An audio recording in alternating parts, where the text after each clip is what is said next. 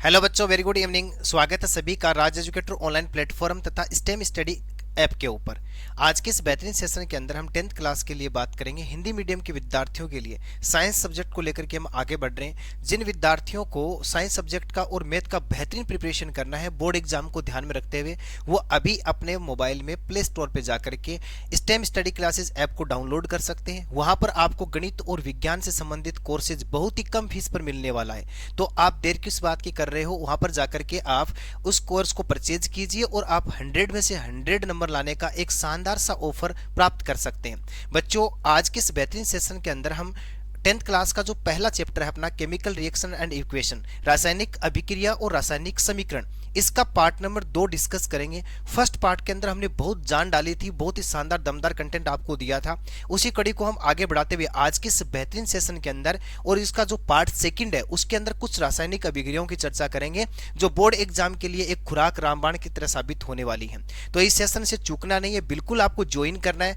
आपको इस प्रकार की क्लासें राज एजुकेटर ऑनलाइन प्लेटफॉर्म यानी यूट्यूब पर भी मिलेंगी। और यदि आप वास्तव में ही बहुत शानदार तरीके से प्रिपरेशन करना चाहते हैं तो आप अपने मोबाइल में stem study classes app download करके वहां पर कोर्स परचेज करके 100 में से 100 नंबर लाने का एक शानदार तोहफा, एक शानदार उपहार प्राप्त कर सकते हैं। देखो, आज के इस बेहतरीन सेशन के अंदर हम बात करते हैं कुछ रासायनिक अभिक्रियाओं की जो आपके चैप्टर नंबर फर्स्ट में दी गई है। मेरे लाडले, सबसे पहले आपके सामने रखा गया है कि संयोजन अभिक्रिया किसे कहते हैं। बोर्ड एग्जाम में यह क्वेश्चन कई बार पूछा गया है कि संयोजन अभिक्रिया वियोजन अभिक्रिया में अंतर लिखिए। अपने इस सेशन की एक विशेषता यह रहेगी, आपको ब्लूप्रिंट के अनुसार ये बातें बता दी जाएंगी कि 2025 में कौन सा क्वेश्चन धमाका करने वाला है। लगातार पिछले 12 से 13 वर्षों से मैं ये देखता जा रहा हूं कि बोर्ड ब्लूप्रिंट किस प्रकार से बनाता है और किस प्रकार के क्वेश्चन बोर्ड एग्जाम में आते हैं। जो भी बच्चा मेरे को सुन पा रहा, देख पा रहा है, बिल्कुल लगनता के साथ में जुड़ेगा और शानदार प्रिपरेशन करने के लिए बिल्कुल अपना 100% देगा। और सेशन को अधिक से अधिक शेयर करना नहीं भूलना है, अपने भाई बहन सब तक पहुंचनी चाहिए ताकि सब इसका लाभ उठा सके। बच्चा देखो, यहां पर हम क्या बात कर रहे हैं, संयोजन अभिक्रिया। एनसीईआरटी में कुछ एरर्स भी दी हुई हैं, कुछ त्रुटियां हैं, उनको हम सुधारते हुए आगे बढ़ेंगे और आपके लिए एक शानदार सा कंटेंट तैयार करके चले जाएंगे। देखो, जैसे ही संयोजन आए ना तो आपके पहले दिमाग में ये आना चाहिए कि सर संयोजन का शाब्दिक अर्थ क्या होता है। जब तक आप किसी मीनिंग को नहीं पकड़ पाएंगे, उस अर्थ, उस शब्द का उच्चारण नहीं कर पाएंगे, तब तक आप ढंग से नहीं सीख पाएंगे। तो सबसे पहले आपके दिमाग में फिल्म बननी चाहिए कि संयोजन का मतलब क्या है। देखो, पहले बात तो देखो इसके क्या क्या नाम हो सकते हैं। एग्जाम में कई बार इस प्रकार के क्वेश्चन पूछे जाते हैं और उनका दूसरा नाम दे दिया जाता है और बच्चे कंफ्यूज हो जाते हैं। देखो, आपको पॉइंट वे को ऐसे पकड़ना है, आपको इस तरीके से आगे बढ़ना है। देखो, इस संयोजन अभिक्रिया को योगशील अभिक्रिया के नाम से भी जानते हैं। बिल्कुल जानते सर, क्या जानते हैं इसको, किसके नाम से जानते हैं, योगशील के नाम से भी जानते हैं। इस अभिक्रिया को योगात्मक अभिक्रिया भी कहते हैं। बिल्कुल पकड़ लेंगे जी, क्या कहते हैं इसको, योगात्मक। बेटा याद रखना, इस अभिक्रिया को संकलन अभिक्रिया के नाम से भी जानते हैं। बेटा याद रखना, इस अभिक्रिया को संयुग्मन के नाम से भी जानते हैं। इन 4-5 में से कोई भी एक वर्ड आपके एग्जाम में आ सकता है। ऑलमोस्ट एनसीईआरटी संयोजन तक ही पहुंचेगी, इन शब्दों तक नहीं पहुंचेगी। ठीक है ना। अब देखो क्या है इसका शाब्दिक अर्थ क्या है, जब आपको ध्यान देना है, थोड़ा सा देखो समझना है। इसके शाब्दिक अर्थ की मैं जब बात करूं, देखो संयोजन का शाब्दिक अर्थ बहुत इंपॉर्टेंट होने वाला एग्जाम की दृष्टि से ये आपके लिए। देखो, संयोजन का शाब्दिक होता है मेरे लाडले जुड़ना, यानी जुड़ना। बिल्कुल सही बात है साहब, इसका मतलब क्या होता है, जुड़ना। जैसे देखो फॉर एग्जांपल मैंने कहा कि ए के साथ में ऐड हो गया बी और यहां पर एक प्रोडक्ट बनाया जिसका नाम आ गया ए बी। आप देख पा रहे हो, आराम से समझ पा रहे हो। तो देखो इसका मतलब क्या होता है कि इसका शाब्दिक अर्थ होता है जुड़ना। ठीक है साहब। अब देखो बात करते हैं इसकी परिभाषा की। जब आपके सामने इसकी परिभाषा लिखनी हो आपको और एग्जाम में आ जाए कि भाई कैसे इसकी परिभाषा आप लिखेंगे, तो बच्चे ध्यान देना क्या लिखना है कि जब 2 या 2 से अधिक अभिकारक, जब 2 या 2 से अधिक अभिकारक, बहुत ही शानदार तरीके की परिभाषा यहां पर देके जा रहा हूं। जब 2 या 2 से अधिक अभिकारक, 2 या 2 से अधिक अभिकारक, ध्यान से समझना, बहुत इंपॉर्टेंट लाइन होने वाली है आपके लिए, बहुत अच्छा साबित होने वाला है ये। क्या होगा जब 2 या 2 से अधिक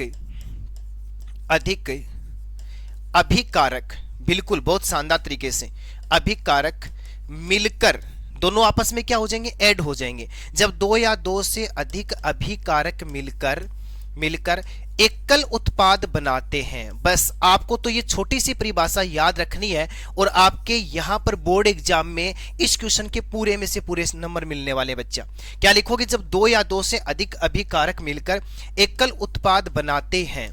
बिल्कुल साहब, क्या बनाते हैं? सिंगल प्रोडक्ट बनाते हैं, एकल उत्पाद बनाते हैं, उसे संयोजन अभिक्रिया कहते हैं। याद हुआ सर जी? उसे किसके नाम से जानते हैं? उसे संयोजन, या वो क्या कहलाती है? संयोजन अभिक्रिया कहलाती है। सिंपल पॉइंट पे ये आपके सामने पहला धमाका हो गया, तो आराम से पकड़ लोगे ना। जब दो या दो से अधिक अभिकारक मिलकर एकल उत्पाद का निर्माण करता है तो उसे किसके नाम से जानते हैं? संयोजन अभिक्रिया के नाम से जानते हैं। अब देखो काम की बात करते हैं यहां पर। अब इसके कुछ एग्जाम्पल्स को लेकर के हम आगे बढ़ते हैं। अब आप ये एनसीईआरटी वाला डायग्राम देख पा रहे हैं बच्चा, बड़े ही गौर से समझना, अच्छी तरीके से इस बात को पकड़ लेना। देखो यहां पर क्या दिया हुआ है? एक बिक्कर दिया हुआ डायग्राम में। यहां पर इस बिक्कर के अंदर देखो क्या कर रखा है इसने। इस बिक्कर के अंदर देखो क्या है मेरे लाडले, ये पानी है और इसके अंदर इसने कैल्शियम ऑक्साइड के टुकड़े डाल रखे हैं। किसके टुकड़े डाल रखे हैं? कैल्शियम ऑक्साइड के। तो क्या कह रहा है कि जल के साथ कैल्शियम ऑक्साइड की अभिक्रिया से बुझे हुए चूने का निर्माण करना। लो साहब, पहले तो हम क्या बात करते हैं? कैल्शियम ऑक्साइड को लिखते हैं, लिख दिया, और इसकी अभिक्रिया किसके साथ में करवा देते हैं? हम जल के साथ में करवा देते हैं। बच्चा याद रखना, यहां पर जब प्रोडक्ट बनेगा तो मेरे सामने आ जाएगा कैल्शियम हाइड्रोक्साइड। क्या आ जाएगा मेरे सामने? Calcium hydroxide. प्लस में देखो यहां पर हम क्या बात करेंगे? इसमें उष्मा का भी थोड़ा सा जिक्र करेंगे। इस प्रकार की अभिक्रिया उष्मा क्षेपीय अभिक्रिया कहलाती है। तो देखो जब कैल्शियम ऑक्साइड की बात करते हैं तो एक पॉइंट को पकड़ लेना, इसको कहते हैं बिना बुझा हुआ चूना। क्या कहते हैं? बिना बुझा हुआ चूना कहते हैं। बिल्कुल कहते हैं साहब, बिना बुझा हुआ चूना किसको कहा जाता है? कैल्शियम ऑक्साइड को कहा जाता है। जब इसके अंदर वाटर मिला दिया जाएगा, जल मिला दिया जाएगा, तो ये कैल्शियम हाइड्रोक्साइड बन जाएगा और कैल्शियम हाइड्रोक्साइड को कहते हैं बुझा हुआ चूना। अब जब आप एनसीईआरटी को देखोगे, बुक को हाथ में लेगे, तो 10th क्लास में इस इक्वेशन के जस्ट नीचे मेरे बच्चे क्या लिखा हुआ है कि कैल्शियम हाइड्रोक्साइड का उपयोग दीवारों पर सफेदी करने में किया जाता है। बिल्कुल किया जाता है। तो वन लाइनर क्वेश्चन बन जाता है कि दीवारों पर सफेदी करने में किसका उपयोग किया जाता है? तो आपको उत्तर देना है कैल्शियम हाइड्रोक्साइड का उपयोग किया जाता है, यानी बुझे हुए चूने का उपयोग किया जाता है। अब 2-3 दिन बाद, सफेदी के 2-3 दिन बाद उस दीवार के ऊपर एक सफेद चमक आ जाती है, जो किसके कारण से आती है? तो देखो मैं यहां पर लिखता हूं आगे। देखो कैल्शियम हाइड्रोक्साइड जो होता है ना, वो क्या काम करता है बेटा? वायुमंडल की कार्बन डाइऑक्साइड के साथ में क्रिया कर लेगा। किसके साथ में क्रिया कर लेगा? वायुमंडल की कार्बन डाइऑक्साइड के साथ में, और एक प्रोडक्ट बना लेता है जिसका नाम है कैल्शियम कार्बोनेट। और कैल्शियम कार्बोनेट के कारण से उस दीवार के ऊपर चमक आ जाती है। तो ऐसा क्वेश्चन पूछ लिया जाए कि सफेदी करने के बाद वो जो चमक दिखाई देती है वो किसके कारण से आती है? तो आपको बताना होगा वो किसके कारण से आती है? कैल्शियम कार्बोनेट के कारण से आती है। बोलो पकड़ पाए या नहीं पकड़ पाए? बिल्कुल, बहुत शानदार तरीके का कंटेंट अपने पास में रहा। अब इसको कुछ एग्जांपल के माध्यम से हम डिस्कस करते हैं, आगे बढ़ाते हैं। देखो कुछ और एग्जांपल लेते हैं। दूसरा एग्जांपल देखो, जैसे मैंने क्या काम किया, हाइड्रोजन और ऑक्सीजन की अभिक्रिया करवाई। तो देखो यहां पर मैं किसको बना रहा हूं? जल को बना रहा हूं बच्चा। अब ये एक असंतुलित रासायनिक समीकरण है, इसकी थोड़ी सी चर्चा करते हैं। जैसे देखो मैं यहां पर क्या काम करता हूं, 2s2 लिख देता हूं और ये अपने पास में लिख देता हूं। ये जो इक्वेशन मेरे सामने बनी है इसको बोलते हैं संतुलित रासायनिक समीकरण। बच्चा आपको ये बात पकड़ना है कि यहां पर कितने अभिकारक भाग ले रहे हैं? सर जी यहां पर तो 2 अभिकारक भाग ले रहे हैं। बिल्कुल। यहां पर प्रोडक्ट कितने बन रहे हैं साहब? प्रोडक्ट बन रहा है 1। तो इस प्रकार की अभिक्रिया को ही किसके नाम से जानते हैं? संयोजन अभिक्रिया के नाम से जानते हैं। बोलो याद रहेगा या नहीं रहेगा? बिल्कुल आपको याद रखना पड़ेगा। यहां पर आप देख सकते हैं। ऐसे देखो हम बात कर लेते 3 नंबर एग्जाम्पल की। तो मेरे बच्चे ध्यान देना, यहां पर जैसे मैंने लिखा कैल्शियम ऑक्साइड, और जब मैं कैल्शियम ऑक्साइड के ऊपर अभिक्रिया करवा देता हूं कार्बन डाइऑक्साइड की, तो यहां पर अपने पास में प्रोडक्ट बन जाएगा कैल्शियम कार्बोनेट। यहां पर भी आप देख सकते हैं, यहां पर अभिकारक कितने हैं अपने पास में? 2, और प्रोडक्ट कितना बना अपने पास में? 1। इस प्रकार की अभिक्रिया को किसके नाम से जानते हैं? संयोजन अभिक्रिया के नाम से जानते हैं। ऐसे आपके पास में बहुत सारे एग्जाम्पल ऐसे हैं जिसको आप कर सकते हैं। अब मैं आपके लिए एक नोट डाल देता हूं जो आपके एनसीईआरटी का सबसे महत्वपूर्ण एग्जाम्पल है। और क्या लिखा हुआ बेटा? यहां पर ध्यान देना, कोयले का दहन। ये आपके लिए आ सकता है कोयले। तो मैं इसके साथ में एक अक्षर और जोड़ देता हूं, कोयला आ सकता है बेटा। यहां पर शब्द मैंने लिखा कार्बन। तो देखो कार्बन तथा कोयले का दहन, ठीक है ना? कोयले का दहन, तो आपको पता है कि कार्बन का प्रतीक क्या होता है, सी होता है। जब इसका दहन किया जाए, और दहन हमेशा कौन सी गैस की उपस्थिति में होता है, ऑक्सीजन गैस की उपस्थिति में, तो जो प्रोडक्ट निकल के आया वो बन गया अपने पास में कार्बन डाइऑक्साइड। और यहां पर भी आप देख सकते हैं प्रोडक्ट के अंदर अभिकारक, सॉरी, इस अभिकारक में कितने हैं, 2, और इस प्रोडक्ट या उत्पाद में कितना है, 1। इस प्रकार की अभिक्रिया को किसके नाम से जानते हैं, संयोजन अभिक्रिया के नाम से जानते हैं। तो इस अभिक्रियाओं का पहला धमाका आपके सामने ये रहा। अब देखो मैं कड़ी को आगे बढ़ा देता हूं, और इसका विलोम है आपके सामने वियोजन अभिक्रिया। इसका विलोम क्या है, वियोजन अभिक्रिया। इसको देखते हैं हम। देखो, इसको कहा जाता है अपघटन अभिक्रिया। देखो, इसको किसके नाम से जानते हैं बेटा, इसको कहते हैं अपघटन अभिक्रिया। ठीक है, अब इसका शाब्दिक अर्थ निकालते हैं। पहले देखो, इसको आराम से समझना बड़ा ही इंपॉर्टेंट होने वाला है।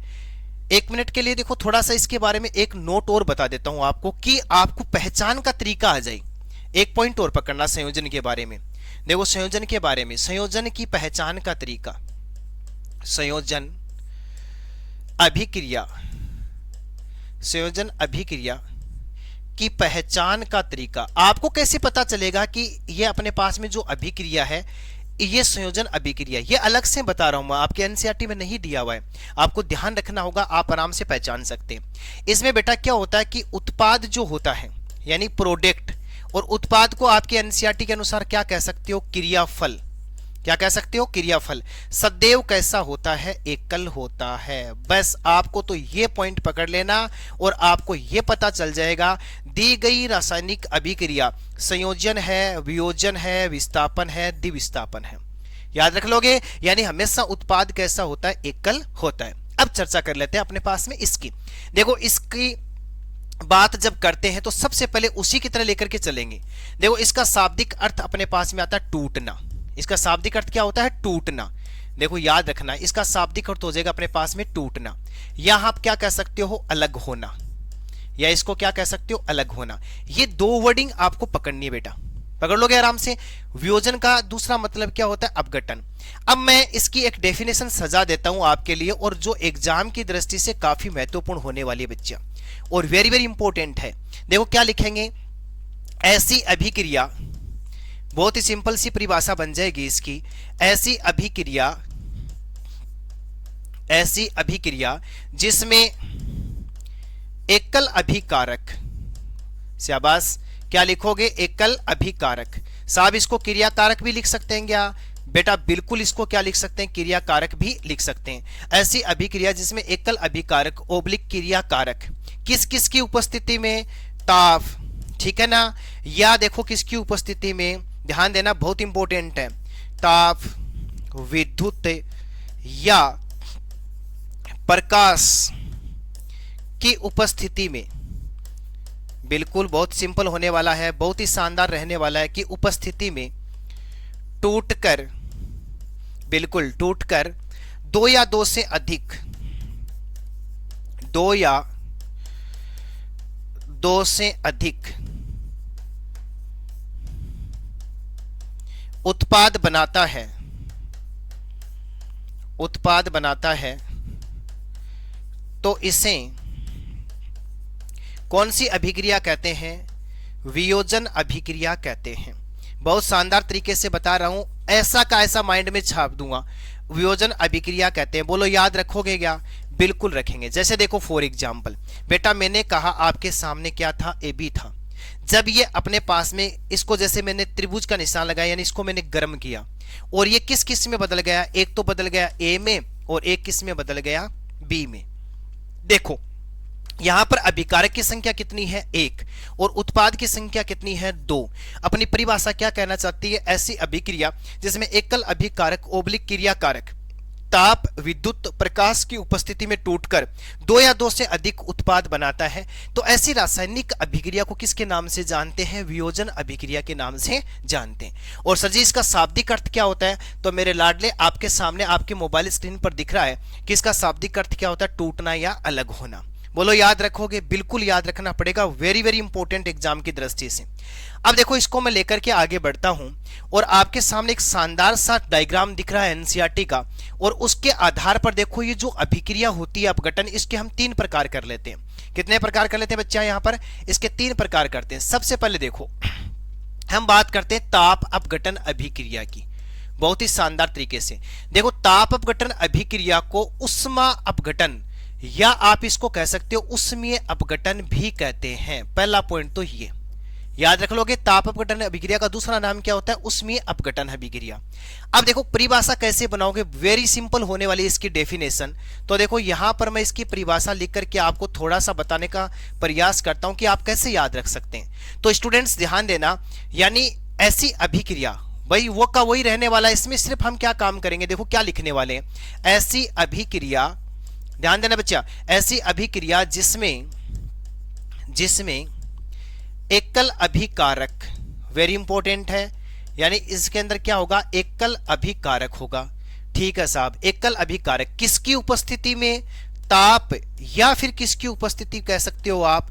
उष्मा की उपस्थिति में, उष्मा की उपस्थिति में टूटकर दो या दो से अधिक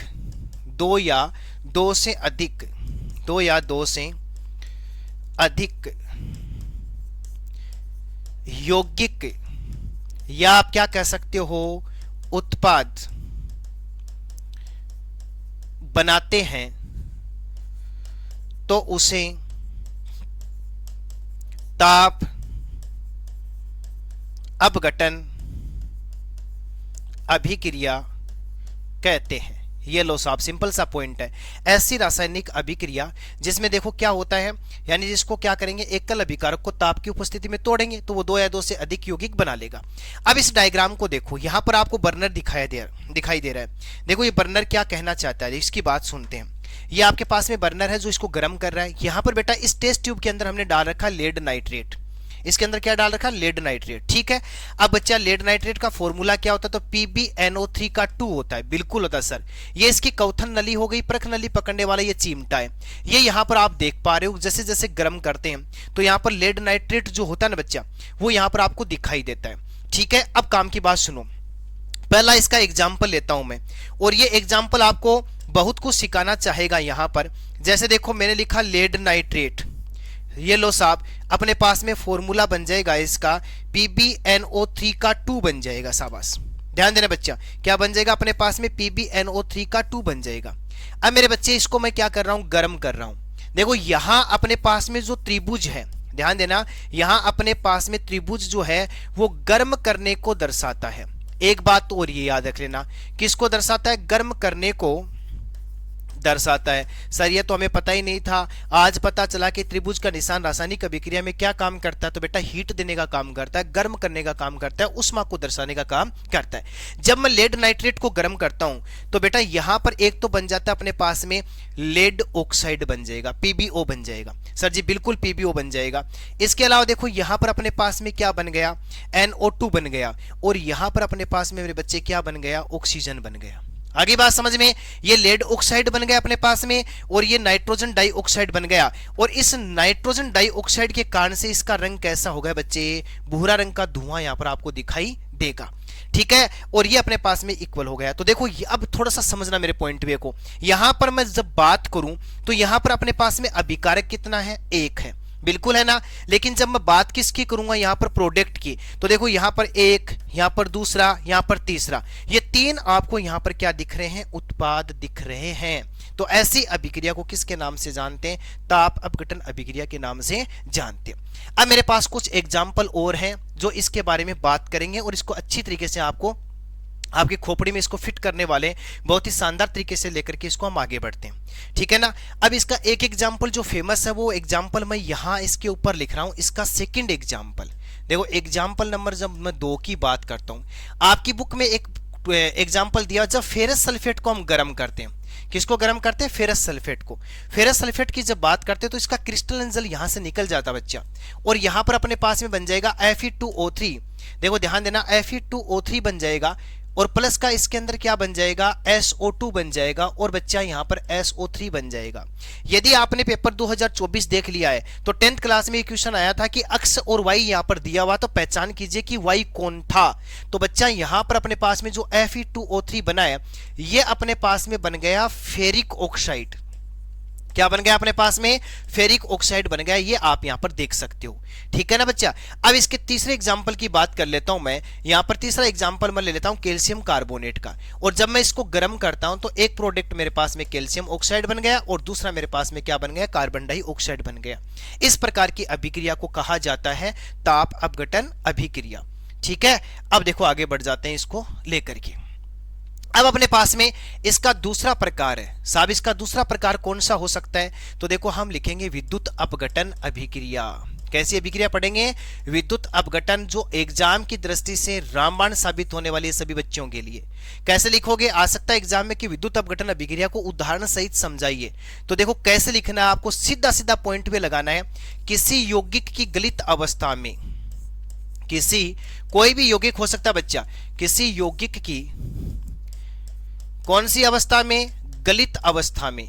ठीक है, अब आपके दिमाग में होना चाहिए कि गलित अवस्था कौन सी होती है, तो उसका जलीय विलयन, या आप क्या कह सकते हो, द्रव्य अवस्था में। कौन सी अवस्था में, द्रव्य अवस्था में। देखो क्या होता है, किसी यौगिक की गलित ओब्लिक द्रव्य अवस्था में विद्युत धारा प्रवाहित करने पर, कैसी धारा प्रवाहित करने पर, विद्युत धारा प्रवाहित करने पर, विद्युत धारा प्रवाहित करने पर वह 2 या 2 से अधिक। बस आपको एक बात तो ये याद रखनी है कि इस अपघटन अभिक्रिया के अंदर हम क्या काम करेंगे, जो प्रोडक्ट बनाएंगे वो 2 या 2 से अधिक के रूप में बनने वाला है। वह 2 या 2 से अधिक उत्पाद, या बच्चा क्या लिख सकते हो, उत्पाद शब्द भूल जाओ तो यौगिक में बदल जाता है, में बदल जाता है, तो उसे क्या कहा जाता है, विद्युत अपघटन अभिक्रिया कहते हैं। ये लो साहब, कितना सिंपल सा है, जो सारे बच्चे इसको शानदार तरीके से करेंगे, विद्युत अपघटन अभिक्रिया कहते हैं। सिंपल है। अब देखो हम एनसीईआरटी के डायग्राम की बात करते हैं, मैं आपको एक शानदार सी बात बता देता हूं। इस चैप्टर से पिछली बार भी क्वेश्चन आया था, और ये बच्चों आपके लिए 2025 के लिए क्वेश्चन हो सकता है। कैसे आएगा कि विद्युत अपघटन अभिक्रिया को चित्र सहित समझाइए। तो आपको ये वाला डायग्राम बनाना पड़ेगा जो एनसीईआरटी में दिया हुआ है। यहाँ पर 6 वोल्ट की बैटरी जोड़ा हुआ है, इसके अंदर 2 आपको देखो ये एनोड है, और ये अपने पास में कैथोड है ग्रेफाइट की, इसके अंदर 2 छड़ लगी हुई, रोड लगी हुई है, और इसको जल के अंदर डुबोया जाता है, और जब अभिक्रिया की जाती है इसमें विद्युत धारा प्रवाहित की जाती है। तो यहाँ पर जो जल जो होता है ना बेटा, वो क्या करता है, टूट जाता है। और किसके रूप में टूटता है, तो देखो मैं यहाँ पर एक एग्जाम्पल के माध्यम से आगे बढ़ता हूँ। जब मैं बात करता हूं H2O के जलीय विलयन की, तो इसके अंदर और किसको प्रभावित कर रहा हूं मैं, तो इसके अंदर मैं इलेक्ट्रिसिटी को प्रभावित कर रहा हूं, करंट को प्रभावित कर रहा हूं, विद्युत धारा को प्रभावित कर रहा हूं। और देखते देखते क्या हुआ, ये टूट गया H2+ का O2 में। किसमें टूट गया, H2+ का O2 में, जो किसको रिप्रेजेंट कर रहा है, विद्युत अपघटन अभिक्रिया को रिप्रेजेंट कर रहा है। तो एक तो आपके पास में एग्जाम्पल ये है, या बेटा इसका दूसरा एग्जाम्पल ये होगा जब सोडियम क्लोराइड के जलीय विलयन में, ध्यान देना बेटा, किसके जलीय विलयन में, सोडियम क्लोराइड के जलीय विलयन में क्या प्रवाहित करेंगे, हमें विद्युत धारा प्रवाहित करेंगे। तो मेरे बच्चे यहां पर भी क्या बन जाएगा, सोडियम प्लस का क्लोरीन बन जाएगा, और ये भी किसको रिप्रेजेंट कर रहा है, यानी यह भी विद्युत अपघटन अभिक्रिया को रिप्रेजेंट कर रहा है। तो शानदार दूसरा धमाका अपने पास में यह रहा। अब इस अभिक्रिया का तीसरा प्रकार बहुत ही शानदार होने वाला आपके लिए। देखो इसका जो तीसरा प्रकार है उसकी जब मैं बात करता हूं तो मेरे सामने एक शब्द आता है, प्रकाश अपघटन अभिक्रिया। कौन सा आ जाता है बच्चा यहां पर, प्रकाश अपघटन अभिक्रिया। और एक से बढ़कर के एक ये अभिक्रिया आपके लिए साबित होने वाली है। अब इस अभिक्रिया के नाम से स्पष्ट है कि जो प्रोडक्ट हम बनाएंगे और इसमें अभिकारक जो टूटेगा वो किसकी उपस्थिति में टूटने वाला है, प्रकाश की उपस्थिति में टूटने वाला है। तो सारे बच्चे यहां पर अपने दिमाग को थोड़ा सा यूज करते हुए इसकी डेफिनेशन मेरी तरह आप आराम से बना सकते हो। क्या बनाओगे, जब कोई यौगिक, ठीक है बच्चा, बहुत सिंपल सा है, बहुत सिंपल सा बेटा यहां पर, या आप क्या कह सकते हो, एकल अभिकारक, साहब ये तो आराम से याद हो जाएगी हमें। ये सारी की सारी परिभाषाएं मेरी खुद की मेड की हुई है ताकि बच्चे आसानी से कैसे इसको सीख सकें। देखो क्या होता है जब कोई यौगिक, ओब्लिक क्या लिखा मैंने, एकल अभिकारक, बेटा किसकी उपस्थिति में टूट रहा है, प्रकाश की उपस्थिति में। वेरी नाइस, बहुत अच्छा होने वाला है। किसकी उपस्थिति में, प्रकाश की उपस्थिति में, प्रकाश की उपस्थिति में टूटकर दो या दो से अधिक, दो या दो से अधिक, दो या दो से अधिक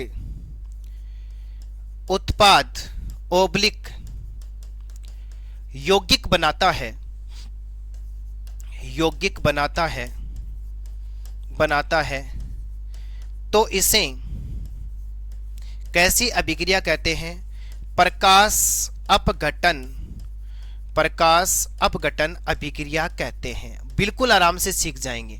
अब आपके एनसीईआरटी के जो एग्जाम्पल उनके ऊपर हम चर्चा करते हैं। एग्जाम्पल नंबर अपना रहेगा फर्स्ट। इस एग्जाम्पल के बारे में सारे बच्चे गौर से समझेंगे। जब मैं सिल्वर क्लोराइड जो है अपने पास में AgL, अब इसके ऊपर देखो मैं किसकी अभिक्रिया करवाऊंगा, प्रकाश। देखो आप ऐसे हिंदी में लिख सकते हैं प्रकाश, या आप यहां पर HNu लिख सकते हैं, ठीक है ना। तो 10th वाले बच्चे तो यहां पर प्रकाश ही लिख लेना, बेटर रहेगा बेटा आपके लिए।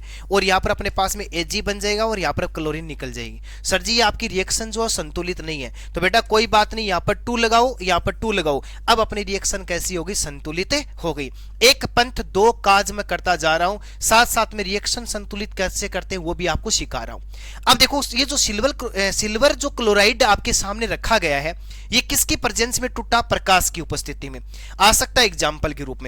तो देखो यहां पर ये जो सिल्वर क्लोराइड जो होता है ना, वो किस रंग का होता है और किस रंग में बदल जाता है, ये सफेद रंग का जो पदार्थ होता है वो धीरे धीरे भूरे रंग में बदल जाता है। अब काम की बात सुनो जो एग्जाम में पूछा जाएगा, सर जी ऐसा कौन सा एग्जाम्पल है, तो आपको याद रखना सिल्वर ब्रोमाइड का एग्जाम्पल। और ये भी किसकी प्रेजेंस में टूटेगा मेरे लाडले, प्रकाश की प्रेजेंस में टूटेगा, HNu की प्रेजेंस में टूटेगा, और क्या बना लेगा, सिल्वर प्लस का ब्रोमाइड बना लेगा। बिल्कुल बनाएगा साहब, बिल्कुल बनाएगा, बिल्कुल सर जी ये तो हमें याद है, ये याद तो है मेरे बच्चे। लेकिन आपको क्या पॉइंट पकड़ना है, आपको पॉइंट ये पकड़ना कि जो ये सिल्वर ब्रोमाइड होता है ना, मैं इसका नोट डाल देता हूं, इसको श्वेत श्याम फोटोग्राफी में काम में लेते हैं। क्वेश्चन ये बनेगा 1 लाइनर क्वेश्चन बच्चों के लिए कि निम्न में से श्वेत श्याम फोटोग्राफी में किसको काम में लेते हैं, श्वेत श्याम फोटोग्राफी बनाने में किसको काम में लेते हैं, तो बच्चों आपको बताना होगा सिल्वर ब्रोमाइड को काम में लेते हैं। ये धमाका आपके सामने रखा गया। तो पहली अभिक्रिया अपने पास में कौन सी थी, संयोजन, और दूसरी कौन सी थी, वियोजन। वियोजन के 3 प्रकार था, पहला अपने पास में था ताप, दूसरा था अपने पास में विद्युत, और तीसरा था अपने पास में प्रकाश। अब देखो क्या है, एक अभिक्रिया जिसका मतलब है विस्थापन, और विस्थापन का सिंपल सा अर्थ ये याद रखना आपको। इसका शाब्दिक अर्थ की मैं जब बात करता हूं तो देखो मैं आपको सीधा पॉइंट पे बता देता हूं ताकि बच्चे आराम से पकड़ें। इसका शाब्दिक अर्थ क्या होता है साहब, तो देखो आपने सीधी भाषा में याद रखो, एक चीज को किसी दूसरी चीज ओब्लिक वस्तु द्वारा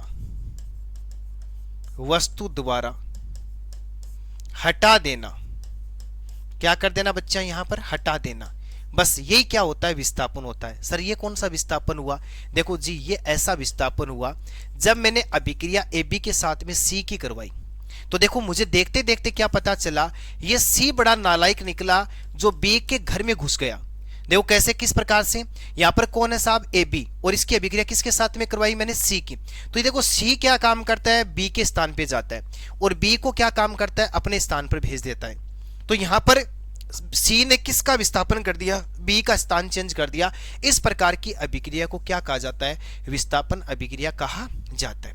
अब बच्चों इसमें अट्रैक्टिव दिखाने के लिए आप ऐसे चाहते हैं कि मुझे तो पूरे में से पूरे नंबर आने चाहिए साहब, यहां मैं कुछ गलत नहीं करना चाहता सर जी, तो आप विस्थापन अभिक्रिया की क्या डेफिनेशन लिखोगे, तो देखो आपको क्या लिखना है कि रासायनिक अभिक्रिया में, देखो कैसे लिखोगे, किसी रासायनिक अभिक्रिया में, ऐसे लिखना सिंपल सा पॉइंट, किसी रासायनिक अभिक्रिया में, बिल्कुल किसी रासायनिक अभिक्रिया में, ध्यान से समझना क्या लिख रहा हूं मैं, उच्च क्रियाशील यौगिक, और मोस्टली जब उच्च क्रियाशील यौगिक का नाम आए ना बच्चा, तो उच्च क्रियाशील धातु यौगिक पकड़ लेना आप। तो देखो क्या है, इसकी सिंपल सी परिभाषा आपके दिमाग में छाप देता हूं। क्या बोल रहा हूं मैं?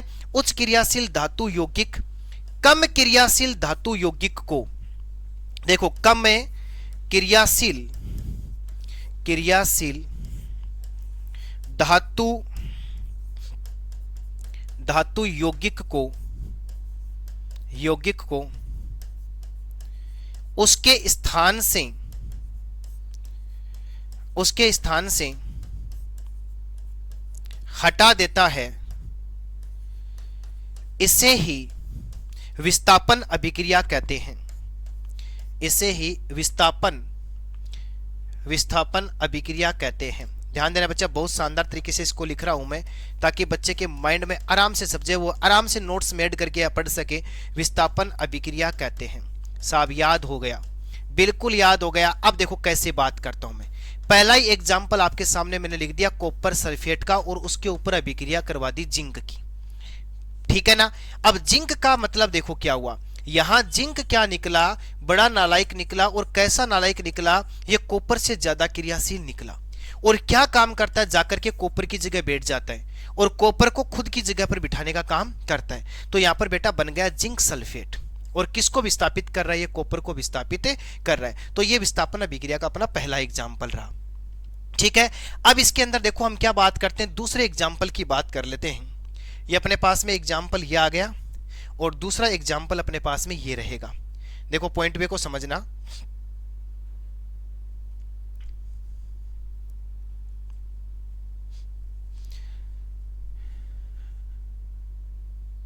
चलो देखते हैं 2 नंबर एग्जाम्पल की जब बात करते हैं, तो देखो अपने पास में क्या आता है। इसका सिंपल सा एग्जाम्पल आपको ये याद रखना है। जब मैं सोडियम क्लोराइड के ऊपर, देखो सॉरी ध्यान देना, बहुत ही सिंपल सा पॉइंट होने वाला है ये विस्थापन अभिक्रिया के अंदर। क्या होता है, जब हम क्या काम करते हैं, कॉपर सल्फेट के ऊपर आयरन की अभिक्रिया करवा देते हैं। किसकी अभिक्रिया करवा देते हैं? आयरन की अभिक्रिया करवा देते हैं। मेरे बच्चे यहां पर क्या बनने वाला है, एक तो बन जाएगा अपने पास में फेरस सल्फेट, और दूसरा अपने पास में क्या बन जाएगा, कॉपर बन जाएगा। ठीक है ना। तो ये भी देखो यहां पर मुझे देखने को क्या मिला कि ये जो कॉपर है ना, इसकी तुलना में ये आयरन क्या है, अधिक क्रियाशील है। और ये क्या काम करता है, देखो आयरन जो है, आप यहां पर लिख भी सकते हो कि आयरन अधिक क्रियाशील है। आयरन अधिक क्रियाशील है, बिल्कुल। आयरन जो होता है ना, वो क्या है भाई, अधिक क्रियाशील है, अधिक क्रियाशील है। अतः क्या करता है, कॉपर का विस्थापन कर देता है। क्या कर देता है, कॉपर का विस्थापन कर देता है। सर जी बिल्कुल सिंपल पॉइंट है, आराम से कर लोगे ना।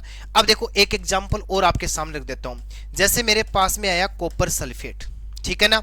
या फिर देखो इसके इतने सारे एग्जाम्पल आप बना सकते हो दिमाग लगा लगा करके। जैसे सबसे पहले ही हम बात कर लेते हैं, जैसे मैंने लिखा सल्फ्यूरिक अम्ल, और सल्फ्यूरिक अम्ल के ऊपर मैंने अभिक्रिया करवा दी जिंक की। तो मेरे बच्चे यहां पर अपने पास में बन गया जिंक सल्फेट, और यहां पर हम किसको निकाल देंगे, हाइड्रोजन गैस को निकाल देंगे।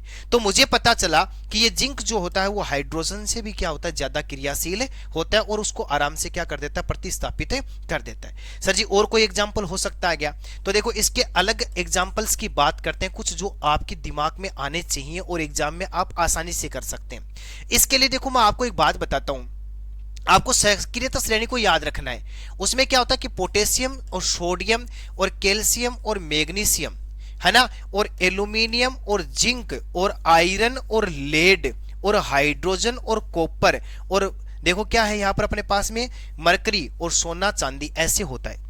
तो ये देखो सबसे ऊपर जो धातु है ना वो अधिक क्रियाशील होती है, नीचे वाली कम क्रियाशील होती है। तो जैसे मैंने एक एग्जांपल ले लिया आपके सामने, मैंने यहां पर लिख दिया कैल्शियम सल्फेट, और बेटा उसके ऊपर अभिक्रिया करवा दी मैंने सोडियम धातु की। किसकी करवा दी, सोडियम धातु की। तो बनने वाला जो प्रोडक्ट होगा ना मेरे लाडले, तो वो यहां पर अपने पास में सोडियम सल्फेट बन जाएगा, और कैल्शियम धातु यहां से क्या हो जाती है, मुक्त हो जाती है। ऐसा भी आप कर सकते हैं। जैसे फॉर एग्जाम्पल मैंने कहा कि ये कॉपर सल्फेट का सोल्यूशन था, ठीक है, और बेटा इसके ऊपर मैंने सोडियम की अभिक्रिया करवा दी, तो मेरे बच्चे यहां पर बन गया सोडियम सल्फेट, और यहां पर कौन सी धातु मुक्त हो जाती है, कॉपर धातु मुक्त हो जाती है। यह सिंपल सा पॉइंट अपने सामने आया। अब देखो अपने पास में अगली जो अभिक्रिया है वो है द्विविस्थापन अभिक्रिया। कौन सी अभिक्रिया है, द्विविस्थापन अभिक्रिया।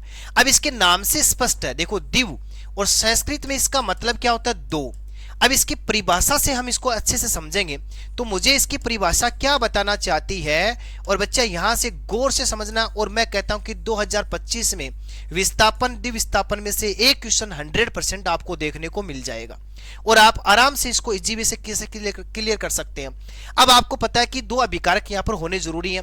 जैसे देखो मैंने इसको कैसे समझा रहा हूं, मैंने कहा कि मैंने AB का रिएक्शन CD के साथ में करवाया, तो देखो होता क्या है कि ये जो C जो है ना वो तो किसके पास में जाएगा, A के साथ में, और अपना B किसको दे देगा, D को देगा। तो देखो अपने पास में प्रोडक्ट बन गया AC प्लस का BD।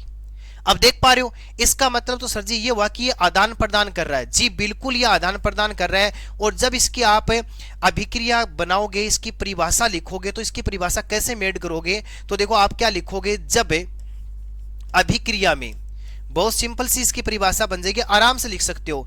जब अभिक्रिया में दो अभिकारकों के मध्य, देखो दो अभिकारकों के आयनों के मध्य क्या होता हो, परस्पर आदान प्रदान होता हो। देखो परस्पर आदान प्रदान होता है, तो ऐसी अभिक्रिया बिल्कुल क्या कहलाती है बच्चे, यहां पर द्विविस्थापन कहलाती है। बिल्कुल यहां से अब कुछ गलत नहीं होने वाला है।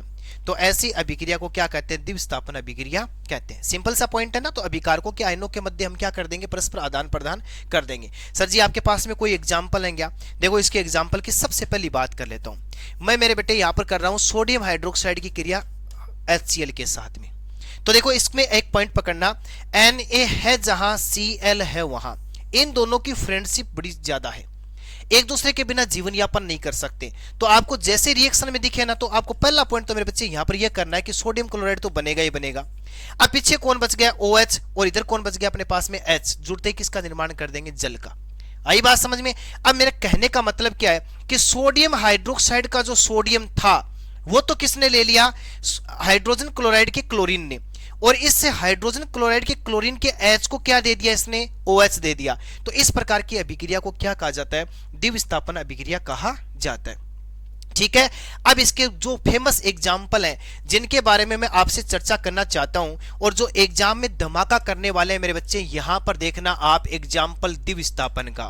किसका एग्जाम्पल देखना आपको, द्विविस्थापन अभिक्रिया का एग्जाम्पल देखना है, और अपनी रफ नोटबुक में, अपनी मैन बुक के अंदर आपको उसको नोट करना है। कैसे, देखो हम बात करते हैं। जैसे देखो मैंने क्या कहा, मैंने ये कहा कि जिस मेरे को मिला सोडियम सल्फेट, ठीक है ना, इसके ऊपर मैंने अभिक्रिया करवाई बेरियम क्लोराइड की, साफ करवा दिया। अब आपको ये तो पता होगा कि आपका कोर्स पूरा हो चुका है, तो इन सूत्र के नाम तो बच्चे आपको अच्छे से याद होगा। मैं जब इसके नीचे लिखूं सोडियम सल्फेट हिंदी में, बेरियम क्लोराइड हिंदी में, तो अपनी क्लास बहुत लॉन्ग हो जाएगी, आप बोरिंग मैटर महसूस करेंगे। तो आपको पता होना चाहिए कि अगला Na2SO4 लिखा है, इसका मतलब बच्चा ये सोडियम सल्फेट है। अब देखो मैंने थोड़ी देर पहले आपको क्या रटाया कि Na है जहां Cl है वहां, बिल्कुल साहब ये तो हमने रट लिया।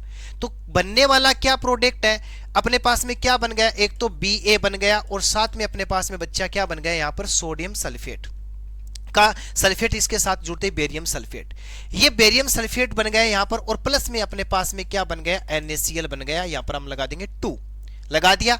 अब देखो हुआ क्या, अब सोडियम सल्फेट का सोडियम किसके पास में गया, क्लोरीन के पास में।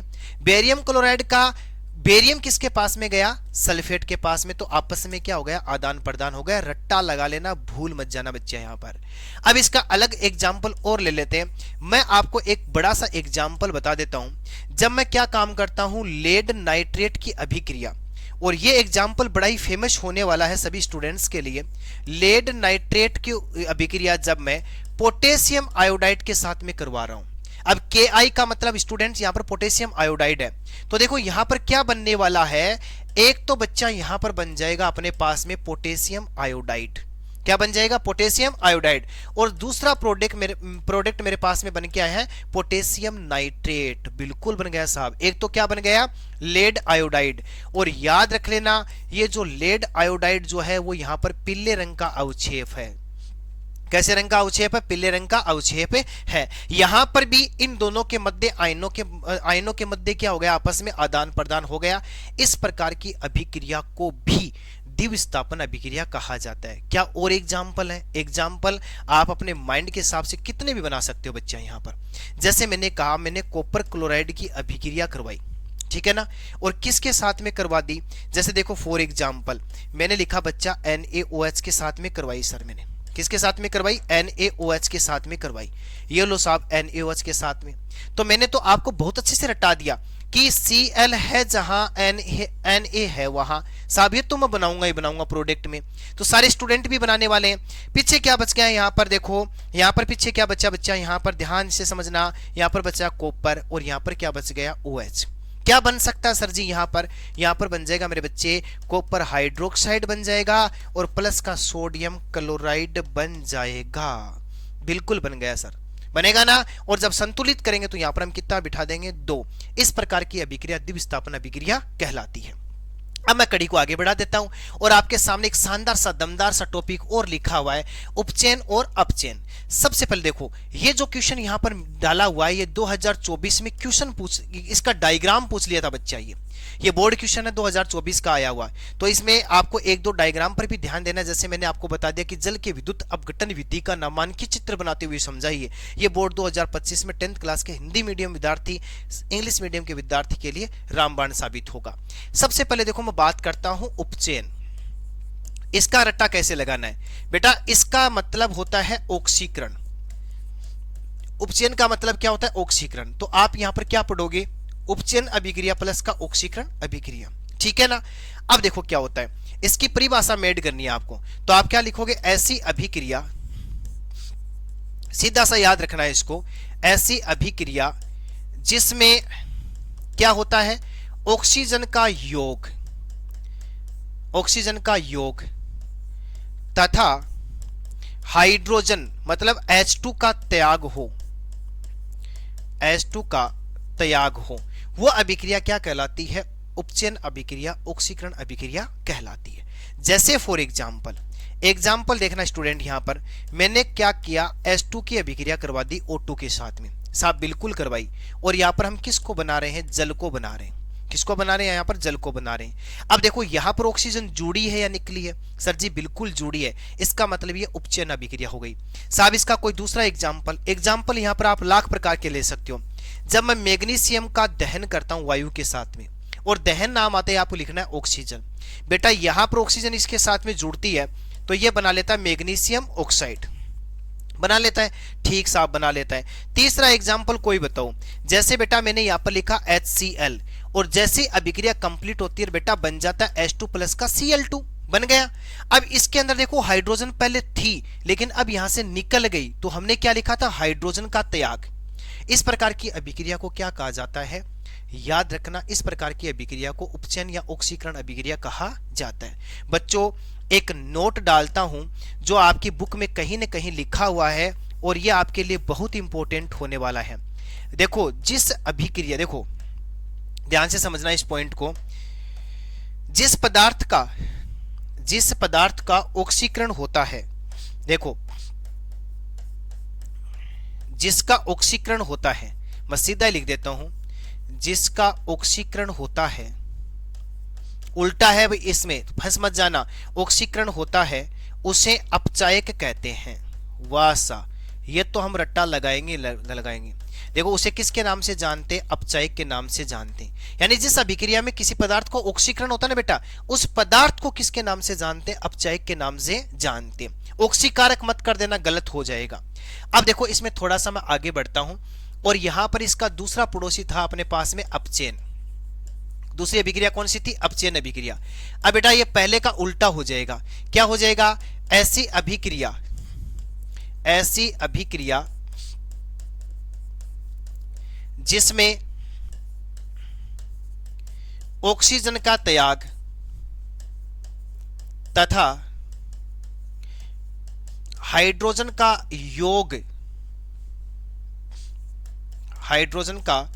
योग होता है, उसे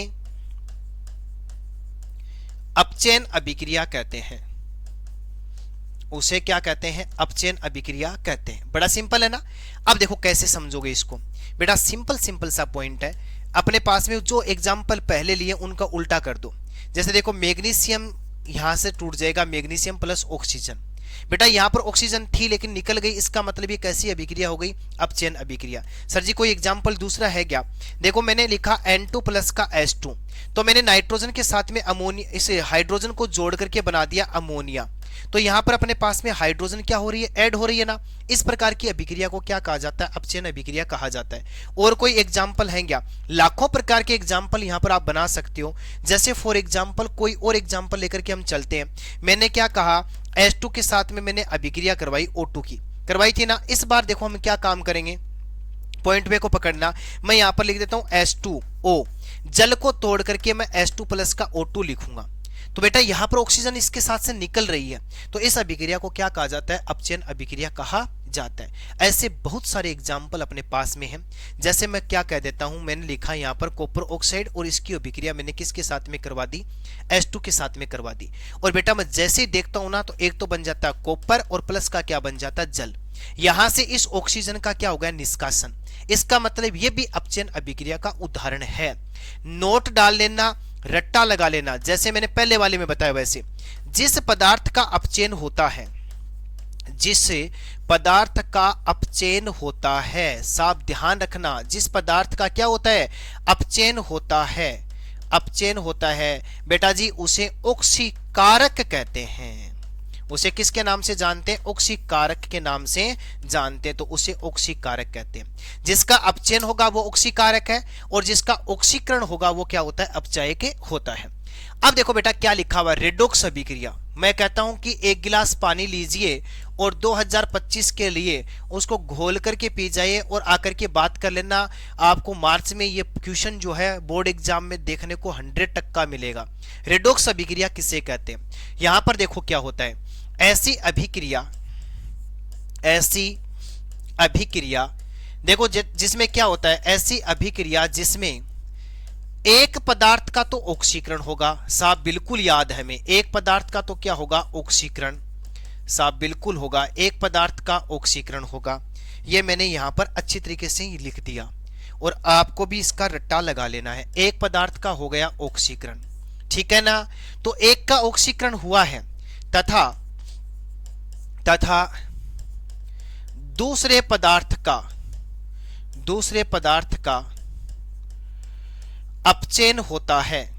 क्या होता है? अपचयन होता है। तो ऐसी अभिक्रिया, वासा, ये तो इतना सिंपल हो गया। ऐसी अभिक्रिया रेडॉक्स अभिक्रिया कहलाती है।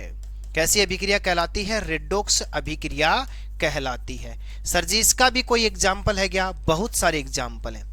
एग्जाम्पल नंबर फर्स्ट की चर्चा करता हूं आपके सामने। जैसे देखो मैंने क्या लिखा? Copper oxide. मैंने क्या लिखा आपके सामने? Copper oxide. बेटा मैं इसकी अभिक्रिया किसके साथ में करवा रहा हूं? हाइड्रोजन के साथ में करवा रहा हूं ना। अब जैसे प्रोडक्ट बनाऊंगा तो क्या लिखूंगा? कॉपर प्लस का जल। बिल्कुल सिंपल सा पॉइंट है। अब सुनो काम की बात। इस कॉपर ऑक्साइड में यहां पर ऑक्सीजन थी लेकिन अब नहीं है ना। अब थोड़ी देर पीछे जो पड़ा उसकी ओर जाओ। मैंने क्या लिखा कि जिस पदार्थ से ऑक्सीजन निकलती है ना, तो उस अभिक्रिया को किसके नाम से जानते हैं हम? अपचयन अभिक्रिया के नाम से जानते हैं। तो यहां पर देखो इसमें कॉपर ऑक्साइड का कॉपर में क्या हो गया? अपचयन हो गया। अब यहां गौर कीजिएगा, यहां पर हाइड्रोजन अकेला है, लेकिन देखो ये हाइड्रोजन अब अकेला नहीं है। इसका मतलब ये कैसी अभिक्रिया हो गई? उपचयन अभिक्रिया। और बेटा उपचयन अभिक्रिया को किसके नाम से जानते हैं? ऑक्सीकरण अभिक्रिया के नाम से जानते हैं। तो एक एग्जाम्पल तो आपके सामने ये हो गया। दूसरा एग्जाम्पल देखो, मैंने आपके सामने लिख दिया ZNO, और मैंने इसकी अभिक्रिया करवा दी किसके साथ में? कार्बन के साथ में। ठीक है सा। तो यहां पर अपने पास में प्रोडक्ट बना जिंक प्लस का कार्बन मोनोऑक्साइड। बेटा जिंक ऑक्साइड के साथ में ऑक्सीजन थी लेकिन अब नहीं है। इसका मतलब ये तो किसको रिप्रेजेंट कर रहा है? अपचयन को। कार्बन के साथ में ऑक्सीजन नहीं है लेकिन अब यहां पर ऑक्सीजन है। इसका मतलब ये किसको रिप्रेजेंट कर रहा है? ऑक्सीकरण को या उपचयन को रिप्रेजेंट कर रहा है। ठीक है, ये एग्जाम्पल आपके सामने दो थे। अब एक एग्जाम्पल और है जो मैं यहां पर लिख करके आपको बता देता हूं, सिंपल सा, कि जब मैग्नीज ऑक्साइड की बात करते हैं उसके ऊपर HCl की अभिक्रिया करवा देते हैं। ये आपके एनसीईआरटी का एग्जाम्पल है बेटा। और यहां पर देखो क्या बनता है, एक तो बन जाता है मैग्नीज क्लोराइड, और इसको भूलना है नहीं क्योंकि ये एग्जाम की दृष्टि से थोड़ा सा महत्वपूर्ण है। और यहां प्लस में क्या बन गया, जल, और क्या बन गया, क्लोरीन। अब बेटा ध्यान देना, यहां पर अपने पास में देखो इसकी बात करता हूं, जब मैं किसकी बात करता हूं, यहां पर मैग्नीज ऑक्साइड की बात करता हूं, वेरी इंपॉर्टेंट होने वाला है ये, सिंपल सा पॉइंट है। देखो मैग्नीज ऑक्साइड की बात करता हूं और यहां पर देखो ये क्या काम करता है, इसके साथ में, किसके साथ में, देखो ध्यान से समझना, वेरी वेरी इंपॉर्टेंट होने वाला है ये, ध्यान से समझना। ये HCl था, इस HCl के अंदर देखो हाइड्रोजन है, लेकिन अब इसके अंदर हाइड्रोजन नहीं है, निकल गया। इसका मतलब ये कैसी अभिक्रिया हो गई, उपचयन अभिक्रिया। कैसी अभिक्रिया हो गई, ये उपचयन अभिक्रिया हो गई। सर ठीक बात है। अब उसका कोई और एग्जांपल हो सकता है, तो देखो मैं क्या कर रहा हूं, MnO2 की बात कर रहा हूं, और MnO2 की जब मैं बात करता हूं और मैं इसको किसके साथ में लेकर के जा रहा हूं, Cl के साथ में लेकर के जा रहा हूं। किसके साथ में लेकर के जा रहा हूं, Cl के साथ में लेकर के जा रहा हूं। तो ये किस अभिक्रिया को रिप्रेजेंट कर रहा है, ये अपचयन अभिक्रिया को रिप्रेजेंट कर रहा है। कैसे कर रहा है साहब, यहां से ऑक्सीजन निकल रही है, यहां से क्या निकल रही है, यहां से ऑक्सीजन निकल रही है। तो यहां पर इस बात को आप समझ सकते हैं। अब देखो अगली कड़ी में हम बात कर लेते हैं ऊष्माशोषी अभिक्रिया की। इतना सिंपल पॉइंट, देखो क्या होता है कि ऐसी अभिक्रिया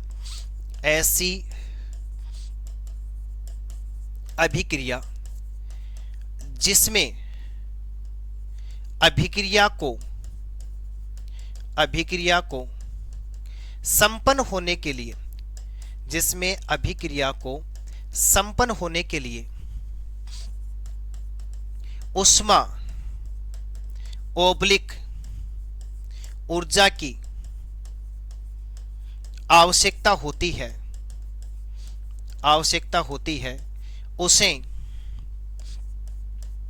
उसे ऊष्माशोषी अभिक्रिया कहते हैं। है ना सिंपल।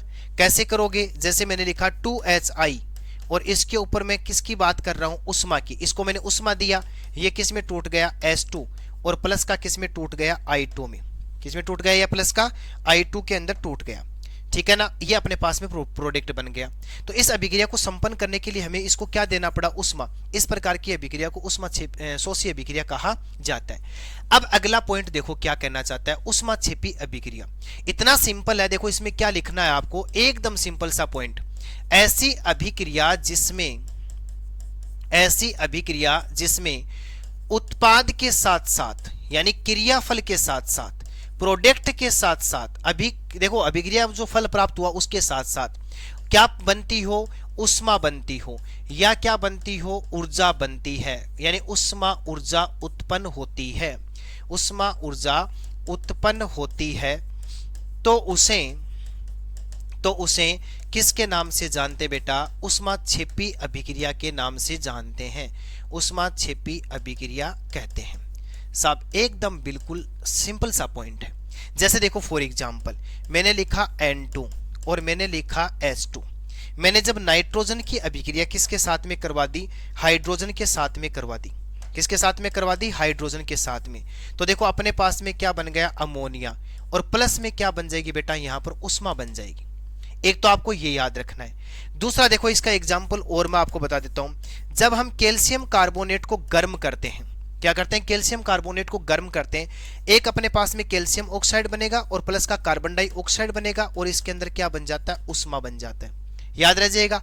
और एग्जाम्पल बात करो, जैसे देखो बात करते हैं, जैसे पेड़ पौधों की हरी पत्तियां, सब्जियां, ठीक है ना, सब्जियां, ध्यान देना, घास फूस, ये भी याद रख लेना, घास फूस जब टूट करके कंपोस्ट बनते हैं, जब टूट करके क्या बनते हैं, कंपोस्ट, तो भी किसका उत्पादन होता है, उष्मा का उत्पादन होता है। नोट डाल लेना, अच्छे से रट लेना, श्वसन एक उष्माक्षेपी अभिक्रिया है। श्वसन एक उष्माक्षेपी अभिक्रिया है। कैसे, देखो हमें जीवित रहने के लिए किसकी आवश्यकता होती है, ऊर्जा की। और बेटा ये ऊर्जा किससे मिलती है? भोजन से। अब शोषण की बात करें तो शोषण में होता क्या है? C6H12O6 यानी ग्लूकोज जो होता है ये ऑक्सीजन की प्रेजेंस में टूट जाता है और बनाता है कार्बन डाइऑक्साइड प्लस का जल, और बेटा यहाँ पर बना लेता है ऊर्जा। तो यहाँ पर भी ऊर्जा बन रही है, इसका मतलब शोषण भी एक प्रकार की ऊष्माक्षेपी अभिक्रिया का एग्जाम्पल है। अब देखो एक पॉइंट, अवक्षेपण अभिक्रिया किसे कहते हैं? तो जब कोई रासायनिक अभिक्रिया बनती है तो उसमें कोई पदार्थ पात्र के पेंदे में किसके रूप में जमा हो जाता है? अवक्षेप के रूप में जमा हो जाता है। सर जी इसका कोई एग्जाम्पल जो एग्जाम में आ सकता है? तो देखो अवक्षेपण अभिक्रिया की जब मैं बात करता हूं ना, तो आपको सीधा पॉइंट ये पकड़ना है, जब सोडियम क्लोराइड की अभिक्रिया बेरियम क्लोराइड के साथ में करते हैं तो बेटा यहां पर एक तो बन जाता है बेरियम सल्फेट और प्लस का क्या बन जाता है यहां पर? Sodium chloride. ये बेरियम सल्फाइड जो होता है ना, बेरियम सल्फेट, वो एक प्रकार का क्या होता है? अवक्षेप होता है। और इस प्रकार की अभिक्रिया को किसके नाम से जानते हैं? अवक्षेपण अभिक्रिया के नाम से जानते हैं। जैसे फॉर एग्जाम्पल आपको क्या काम करना है? लेड नाइट्रेट को गर्म करना है, या फिर देखो क्या करता है, इसकी अभिक्रिया पोटेशियम आयोडाइड के साथ में करवाना है। तो यहां पर अपने पास में लेड आयोडाइड बन जाएगा और प्लस का क्या बन जाएगा? पोटेशियम नाइट्रेट बन जाएगा। तो ये जो लेड जो आयोडाइड है ना, ये भी किसका काम कर रहा है? एक अवक्षेप का काम कर रहा है।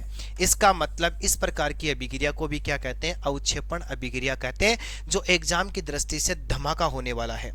अब देखो कड़ी को मैं आगे बढ़ा देता हूं और एक पॉइंट आपके सामने है संक्षारण। और ये संक्षारण इस टॉपिक का, इस चैप्टर का सेकेंड लास्ट टॉपिक है, जो एग्जाम की दृष्टि से बहुत अधिक महत्वपूर्ण होना। देखो संक्षारण का मतलब क्या होता है?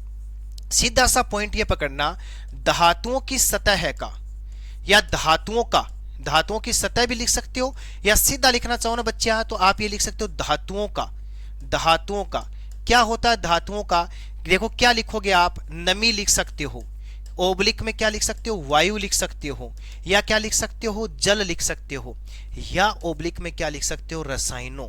तो देखो धातुओं की सतहों का या ओब्लिक धातुओं का नमी, वायु, जल, ओब्लिक रसायनों के संपर्क में आकर नष्ट होना संक्षारण कहलाता है। साहब याद हो गया? बिल्कुल। अब इसके एग्जाम्पल देख लो, क्या क्या एग्जाम्पल हो सकते हैं। देखो पॉइंट क्या कहना चाहता है हमें इसके एग्जाम्पल के अंदर, जैसे लोहे पर जंग लगना। क्या करता है? अगला क्या कहना चाहता है? लोहे पर जंग लगना। साहब बिल्कुल, लोहे पर जंग लगना किसका एग्जाम्पल है? संक्षारण का। इसकी कोई अभिक्रिया है क्या? देखो लोहे का मतलब Fe आयरन है, इसकी अभिक्रिया किसके साथ में करवा रहे हो? जल के साथ में। और किसके साथ में करवा रहे हो? ऑक्सीजन के साथ में।